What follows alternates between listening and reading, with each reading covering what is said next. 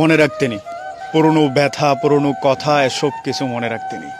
আপনার খুব কাছের বন্ধুটা আপনাকে আচ্ছা করে অপমান করেছে, এই জিনিসগুলো মনে রাখতে নেই। আপনার পরিস্থিতি খারাপ হলে আপনার খুব কাছের মানুষগুলো আপনাকে অপমান করে কথা বলবে, এই জিনিসগুলো ধরতে নেই। আপনার যে খুব কাছের বন্ধুটা আপনাকে লাঞ্ছিত করেছে, তাদের ভরা মজলিসে সেখান থেকে হেসে চলে আসুন।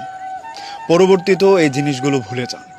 আপনার চাকরি হচ্ছে না, আপনার ভালো একটা পজিশন নেই, সেই জন্য ঘর থেকে আপনাকে অপমান করা হচ্ছে, এই জিনিসগুলো পরে মনে রাখলে হয় না। জানেন তো, পুরনো কথা, পুরনো ব্যথা এগুলো মনে রাখলে কষ্ট বাড়ে, মানুষের প্রতি অভিমান বাড়ে, মানুষকে কাছে টানার তীব্রতা কমে যায়। আপনার খুব কাছের বন্ধু 4 বছর একসাথে চলাফেরা করেছেন, ছোট্ট একটা কথার কারণে গত 2 বছর তার সাথে কোনো যোগাযোগই রাখেননি।